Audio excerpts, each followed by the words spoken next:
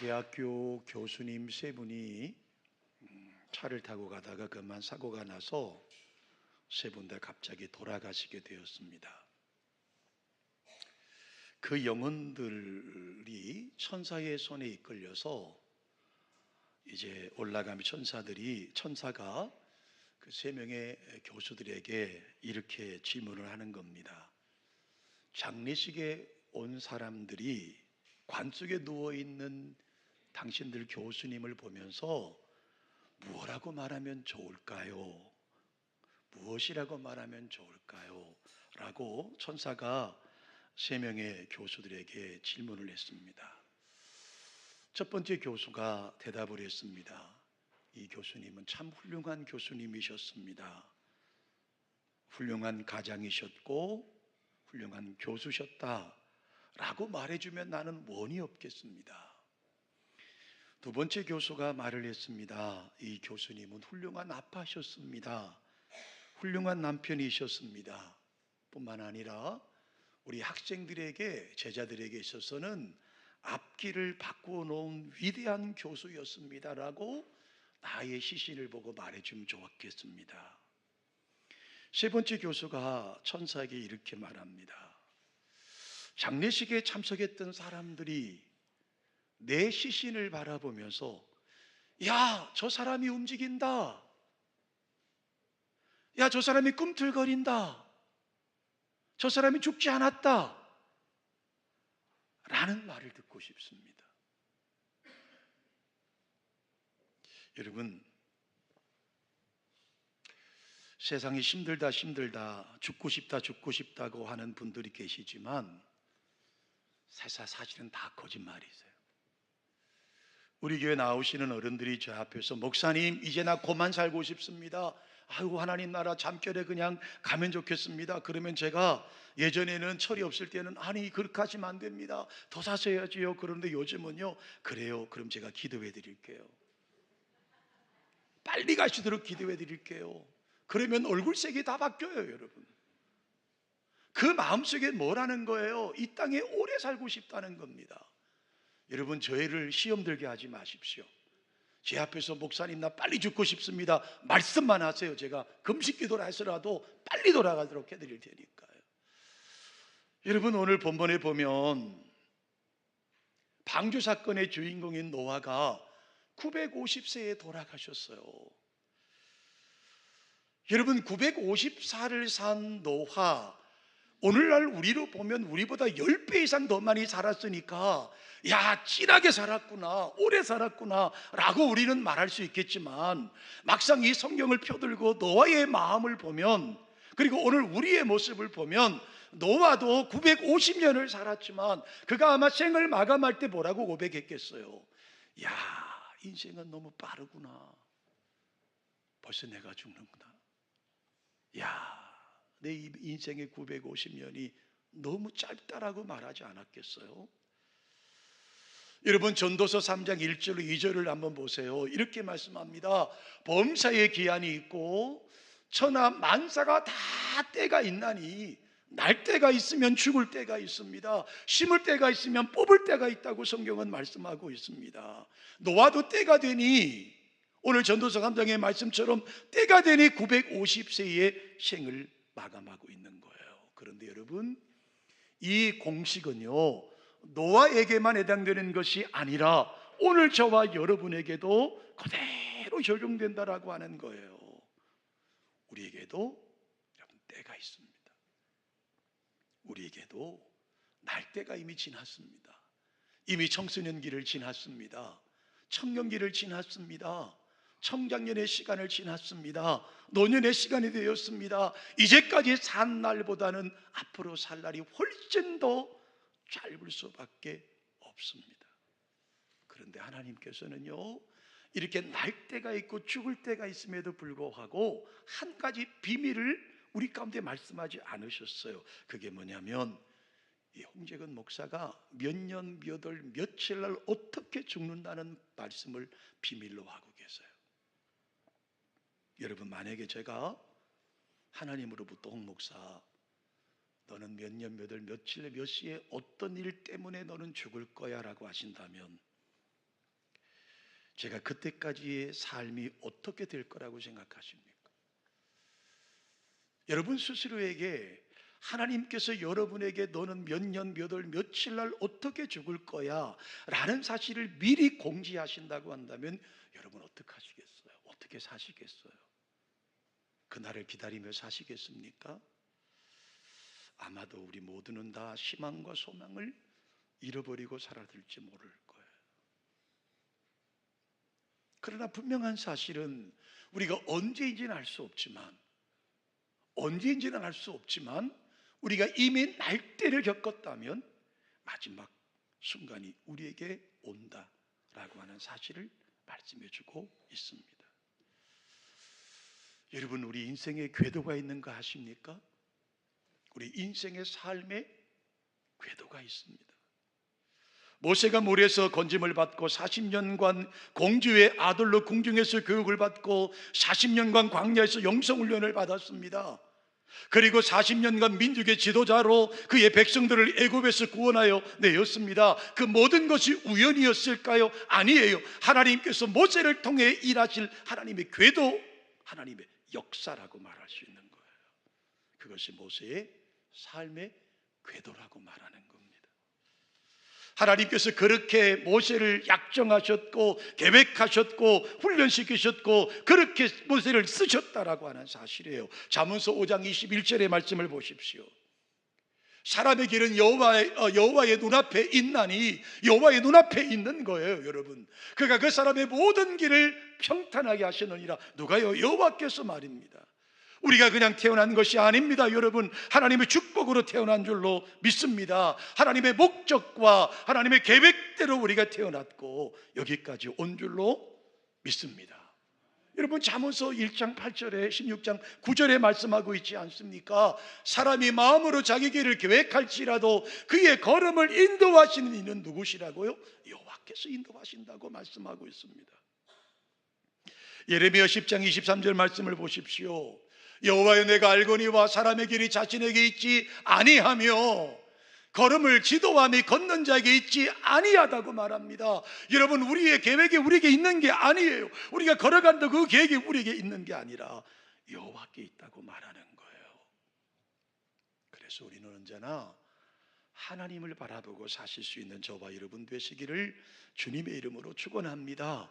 언제 우리 인생이 끝날지 모르겠지만, 우리의 끝이 어떻게 날지는 모르겠지만 그분 앞에 뚜벅뚜벅 그분을 향해 걸어갈 수 있는 저와 여러분 되시기를 주님의 이름으로 축원합니다. 여러분, 지난 금요일 저희 노회 미자립위원회가 한 교회에서 임원들이 모였습니다. 저도 노회장의 자격으로 참석을 했습니다. 그 목사님들 대화 중에서 이런 얘기가 나왔습니다. 목사님들이 대다수가 뭐라고, 거기 임원들이 6명이 모였는데요. 아이고, 노회장님, 내가 지금 목회를 수십 년 하고 이제 은퇴를 앞에 두고 있는데 가장 후회라면 후회되는 게 하나 있어요. 그게 국민연금을 제대로 들어놓지 않은 게 후회스러워요. 한 분의 목사님이 이렇게 말을 꺼냈어요. 자, 그랬더니 그 옆에 있던 목사님 한 분이 뭐라 그러냐, 목사님, 그걸 모르는 사람 누가 있겠습니까? 그런데 그 당시 우리가 젊었고 개척교회고 단 10원이 아까울 텐데 무슨 우리에게 연금을 들 생각을 할 수나 있었겠습니까? 그 시대는 우리는 사례비도 제대로 못 받을 텐데 무슨 연금을 생각이나 해보았겠습니까? 제 옆에 있던 목사님 한 분이 마지막으로 이렇게 말해요. 저는요, 이렇게 세월이 빠를 줄 몰랐습니다. 국민연금을 들라고 할 때 우리는 젊었는데 나는 내 인생이 이렇게 빨리 지나갈 줄 몰랐습니다. 아, 세월이 너무 빠르구나 라는 말을 듣는 순간에 거기 계신 6분의 목사님들이 다 입을 다물었어요. 그래요, 여러분, 세월은 빠른 거예요. 세월은 너무 빠릅니다. 여러분이 잘 아시는 시편 90편 10절의 말씀을 한번 보세요. 우리 다 같이 큰 소리로 한번 읽어보실까요? 우리의 연수가 70이요 강건하면 80이라도 그 연수의 자랑은 뭐밖에 없어요? 수고와 슬픔뿐이요 신속하게 가니 우리가 따라가는 것 같아. 여러분 연세 드신 분들 다 이 말씀에 동의하시지 않습니까? 동의 안 하십니까? 이번 주에도 서로 얼굴만 쳐다보다 예배 끝낼까요? 우리 동의할 수밖에 없어요. 우리의 연수가 70이라도 70이요 강건하면 80이라도 그 연수의 자랑은요 수고와 슬픔뿐이고요 신속하게 가기 때문에 우리가 날아갔다. 70살을 먹었는데 어느 순간 정신 차려 보니까 날아간 것 같은 나이가 들었더라고 하는 거예요. 아, 내가 이렇게 날아가는구나, 내가 이렇게 늙었구나 라고 돌이켜 보는 거예요. 여러분, 그러므로 여러분 하루하루 우리에게 주어진 거룩한 날을 믿음으로 행복하고 여러분 보람되게 살아갈 수 있는 저와 여러분 되시기를 주님의 이름으로 축원합니다. 우리에게 마지막 때가 되었을 때 하나님 아버지 앞에 내가 하나님의 은혜로 살았습니다, 내가 참 복되게 살았구나, 은혜롭게 살았구나 라고 고백할 수 있는 저와 여러분 되시기를 주님의 이름으로 축원합니다. 자, 그렇다면 노아가 950살까지 살았는데요, 그러면 그의 삶이 어떤 생애를 살았을까요? 노아의 950년의 삶을 몇 가지로 생각해 보려고 해요. 첫 번째로 노아는요 사람을 바라보지 않았습니다. 하나님만을 바라봤습니다. 우리는 많은 사람들을 상대하며 살아요. 그래서 때로는 사람들 때문에 울기도 하고요, 웃기도 하고요, 상처받기도 하고요, 상처를 주기도 하고요, 죄짓기도 하고요. 어쨌든 많은 사람들과 더불어 살아가는 거예요. 그래서 울기도 합니다. 또 사람 때문에 웃기도 합니다. 속상하기도 하고 상처받기도 합니다. 그런데 노아의 950년의 삶을 가만히 묵상해 보면요, 여러분 하나님께서 이 땅에 물로 심판할 수밖에 없는 죄악에 관영했습니다. 그런데 노아를 가만히 제가 묵상하면서 내린 결론이 뭐냐 하면, 노아는 사람들이 뭐라고 말하든 거기에 관심을 갖지 않았어요. 사람들이 조롱하든지 사람들이 놀리든지 거기에 상관하지 않았습니다. 그러면 노아의 삶은 어떤 삶이었습니까? 사람들을 바라보지 않고 하나님에게 주목하며 살아갔다라는 사실을 보여주고 있어요. 여러분 창세기 6장 9절을 말씀해 보시면 노아를 이렇게 소개하고 있습니다. 이것이 노아의 조건이라, 노아는 어떤 사람이라고요? 의인이었고 당대의 완전한 자라. 그는 하나님과 어떻게 했습니까? 동행하며 살았던 사람이라고 말합니다. 그러니까 그가 세상을 살아가면서 어떻게 그렇게 환난 가운데서도 이겨낼 수 있느냐? 하나님과 동행하며 살아갔다라고 말씀하는 거예요. 사랑하는 드림가족 여러분, 하나님과 동행하는 사람은 외롭지 않은 줄로 믿습니다. 성경에 수많은 사람, 복 있는 사람은 다 하나님과 동행하지 않았습니까? 아브라함이 하나님과 동행했습니다. 다윗도 하나님과 동행했습니다. 바울도 하나님과 동행했습니다. 하나님을 동행하고 하나님을 바라보고 하나님의 초점을 맞춘 사람들은요, 세상에 풍랑이 오고 세상에 어려움이 와도 다 승리할 수 있었더라고 하는 겁니다. 여러분 리차드 범브란트라고 하는 목사님이, 루마니아 목사님이 계셨어요. 이분은 총 13년 동안 옥살이를 했습니다.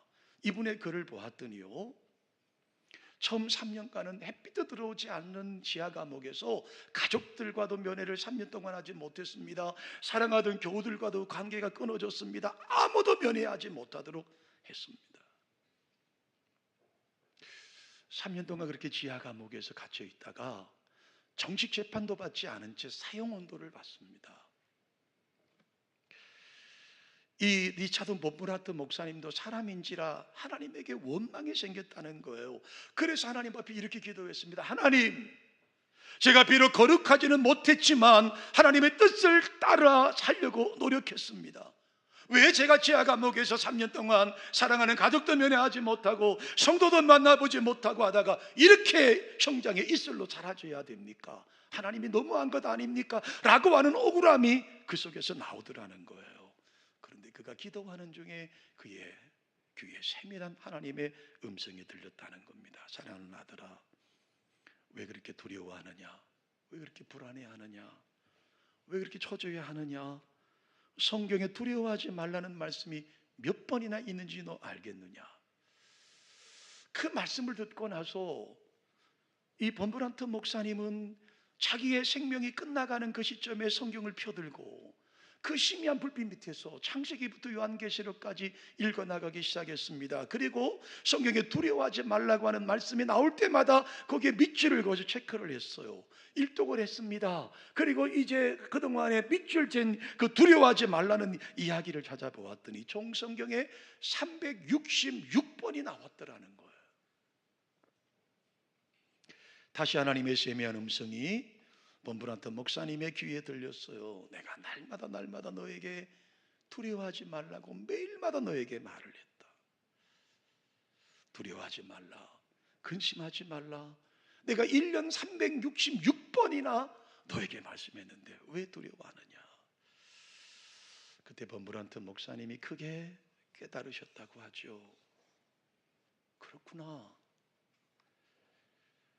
그렇다면 하나님이 나와 함께 하신다면 내가 설령 죽는다 하더라도 설령 내 생애와 내 생명은 하나님께서 다 주관하고 계신데 내가 무엇을 두려워할 것인가, 내가 무엇을 두려워할 것인가 라는 마음이 갑자기 들더라는 거예요.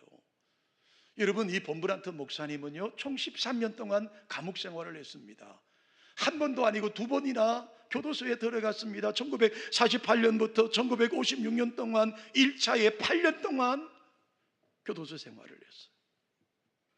1959년부터 1964년까지 2차에 5년에 걸쳐서 또 교도소 생활을 했습니다. 이렇게 3년 차에 하나님의 은혜를 누리고 나서 그러니까 1차와 2차에 수많은 시간들을 감옥에 있었지만 그는 하나님 앞에 담대할 수 있었다라고 그는 책에서 기록해 놓았어요. 보세요 여러분, 상황이 바뀌었습니까? 바뀐 거 아무것도 없습니다. 여전히 억울하게 옥살이를 합니다. 앞으로 10년간을 더 해야 됩니다. 그런데도 상황이 바뀐 것도 없음에도 불구하고 그는 감옥에서 승리할 수 있는 그 신앙을 간직하게 됐더라고 하는 것이죠. 사랑하는 성도 여러분, 오늘 저와 여러분도 마찬가지 아닙니까? 우리가 매일 새벽에 나와 기도하지만 그 우리의 기도 제목에 상달되지 않은 게 얼마나 많습니까? 하나님이 환경을 바꿔달라고 기도하지만 바뀌지 않은 것이 얼마나 많습니까? 그러나 우리는 두려워하지 않습니다. 근심하지 않습니다. 낭망하지 않습니다. 좌절하지 않습니다. 왜요? 하나님께서 우리와 동행하시기 때문이에요. 하나님의 초점을 맞추면 우리는 상황이 변하지 않는다 할지라도 승리할 수 있는 거예요. 그래서 우리의 한숨이 변하여 찬양이 되고요, 우리의 슬픔이 변하여 노래가 되고요, 우리가 하나님 앞에 잘 돼도 겸손하지만 여러분 못 돼도 하나님께서 무슨 뜻이 있으시겠지라는 마음으로 가지고 하나님을 바라볼 수 있는 거예요. 여러분 야곱을 보십시오. 그는 하나님의 은혜로 거부가 되었습니다. 큰 부자가 되었습니다. 그런데 여러분 흉년 앞에서는 그 부자도 힘을 쓸 수가 없었습니다. 그래서 2년 동안 흉년을 만나더니 먹을 것이 다 떨어져 버리고 말았지 않습니까? 이 흉년이 어떤 결과물을 가지고 왔나요? 애굽에 곡식이 많다는 이야기를 듣고 자녀들을 애굽에 보냈습니다. 13년 전에 짐승이 찢겨 죽였던 그 아들 요셉이 애굽에 총리 대신이 되어 있는 것을 발견하지 않았습니까? 결국 여러분 그는 흉년을 통해서 애굽으로 이스라엘에 갔게 됐고 애굽의 가장 기름진 땅인 고센 땅에서 가족들 70명이 살 수 있도록 하지 않았습니까? 왜요? 하나님의 계획이 있더라는 거예요. 여러분 노아의 일생은 항상 하나님 말씀 앞에 순종하며 살았습니다. 하나님이 방주를 지라고 말씀합니다. 여러분 120년 동안 방주를 지었습니다. 하나님 왜요? 왜 이참에 이렇게 큰 배를 만들어야 됩니까? 라고 없었어요. 방주를 지으라고 하니까 지었습니다. 120년 동안을 지었습니다. 방주에 들어가라고 하니까 들어갔습니다. 방주 나오라고 하니까 나왔습니다. 말씀을 따랐습니다. 여러분 저는 노아를 보면서 이 노아의 삶을 보면서 노아는요 바보처럼 순종하는 사람이었어요. 바보처럼. 그리고 그의 마지막은 결국은 하나님의 축복의 사람이 되는 의가 된 의로운 사람으로 우리 가운데 소개되고 있더라고 하는 것입니다. 여러분, 때로는 우리에게 바보스러운 순종이 요구될 때가 있습니다. 때로는 우리에게 여러분 벅찬 하나님의 요구사항이 있을 수 있습니다. 노아처럼 하나님을 바라보며 나아갈 수 있는 저와 여러분 되시기를 주님의 이름으로 축원합니다. 방주를 지으라고 하면 예, 순종하고 짓겠습니다. 방주에 들어가라고 하면 예, 방주에 들어가겠습니다. 방주에서 나오라고 하면 예, 방주에서 나오겠습니다. 그것이 노아의 의로운 삶의 모습이었다라고 하는 것이죠. 제가 지난주에 명절과 음식이라는 설교를 들을 때 에스더 왕비 이야기를 했지 않습니까? 여러분, 에스더 왕비를 만들어 주신 것은 하만의 계략에 의해서 유대인들이 다 진멸할 때 하나님께서 그 유대인들을 구원하기 위하여서 에스더를 여러분 왕비로 세운 것 아니겠습니까? 여러분, 바울을 이방인의 로마 시민권을 가지고 태어나게 하신 것은요, 하나님께서 바울을 통해서 이방인의 선교사로 만드시고 세계를 구원하기 위함이 아니었습니까? 무슨 말입니까? 우연한 것은 없어요. 이 세상에 우연은 아무것도 없습니다. 우리가 하나님의 말씀에 순종하고 하나님과 동행하고 하나님과 충성하다 보면 하나님께서 우리의 문제를 해결해 주실 줄로 믿습니다.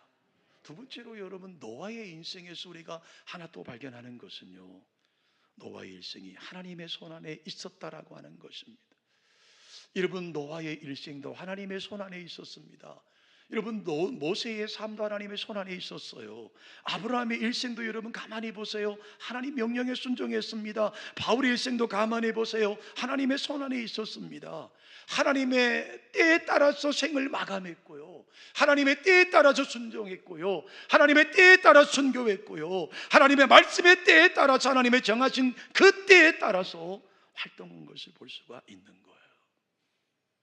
우리는 언제 죽을지 몰라요. 여러분, 몇 살 살고 갈지 몰라요. 언제까지 목회할지 몰라요. 우리는 아무것도 할 수 없어요. 그러나 내가 사는 날 동안 주님의 은혜 속에 살아가는 것이고 그분의 이름으로 평안을 누리며 살아가는 것이라고 하는 사실입니다.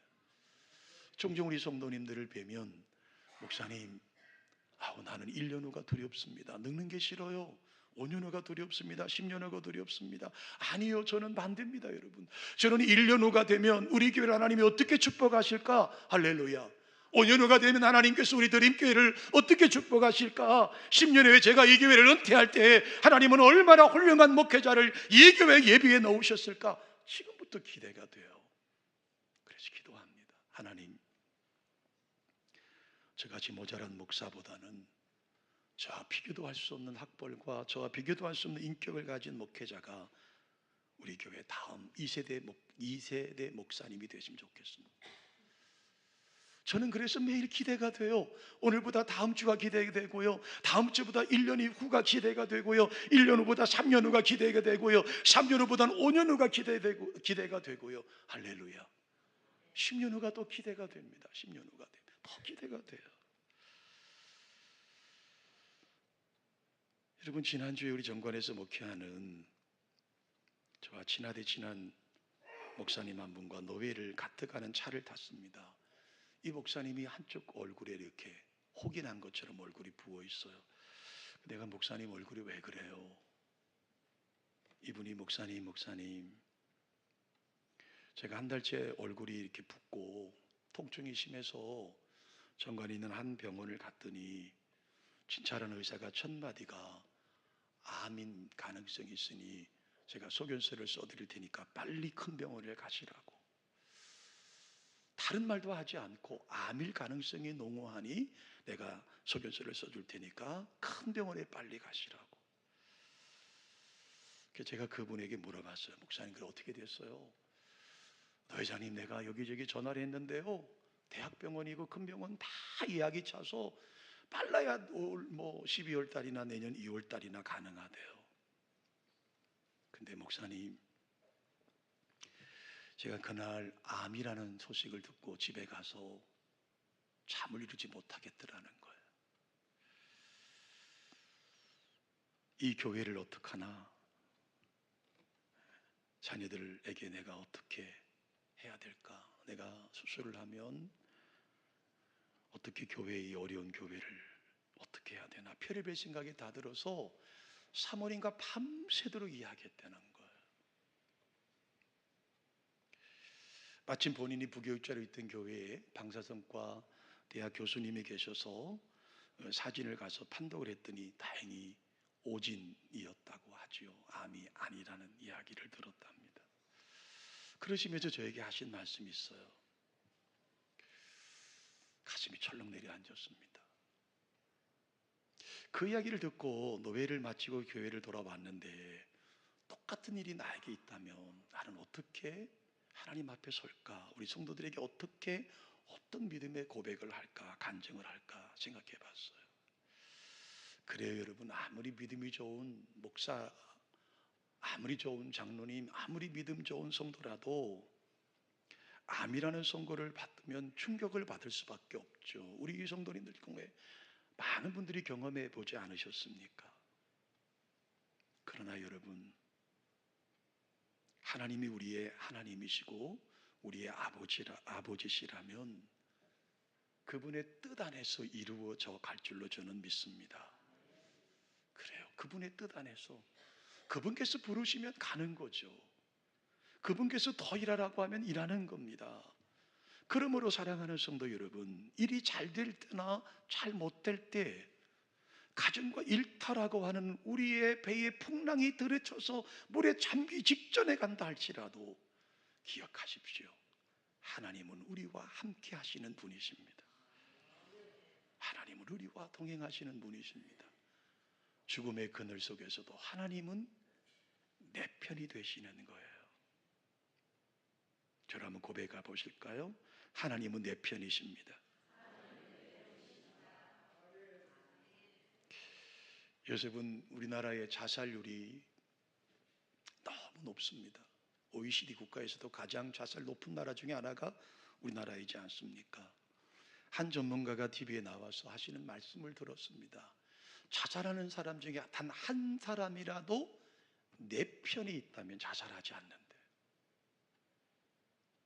한 사람이라도 나의 이야기를 들어주는 사람이 있다면 자살하지 않는데, 여러분, 우리에게는 하나님이 내 편이신 거예요. 하나님이 우리 편이신 거예요. 하나님은 무조건적으로 우리 편이십니다. 아멘이시죠? 내가 좀 부족해도, 내가 좀 연약해도, 내가 좀 모자라도, 내가 좀 못 가져도 하나님은 여전히 내 편이신 거예요. 노아는 950년을 살고 생을 마감합니다. 두 가지를 우리 가운데 말씀해 주고 있습니다. 그는 죽으면서 오늘 남겨진 저와 여러분에게 이렇게 말씀하고 있는 거예요. 나는 950년을 하나님만을 바라보고 살았습니다. 난 하나님 사람들의 말을 들었다면 나는 실패했을 겁니다. 나는 하나님만을 바라봤습니다. 나는 하나님 앞에 그분의 손에 붙들림 받은 삶을 살았습니다. 하나님이 내 편이셨습니다. 이 고백을 하고 950세를 마감으로 그의 생을 마감한 겁니다. 말씀을 정리합니다. 그렇습니다. 일이 잘 풀릴 때도 안 풀릴 때도 어려울 때도 아플 때도 하나님은 여전히 나와 함께 하십니다. 우리 인생의 주님께서 우리 배에 사공이시고 천국 가는 그날까지 그분께서 저와 여러분의 인생의 길라잡이가 되시어 우리와 발을 폭을 맞추고 한 걸음 한 걸음 함께 나가시는 그 하나님을 찬양하며 나가는 저와 여러분 되시기를 주님의 이름으로 축원합니다. 하나님, 우리 인생을 맡깁니다.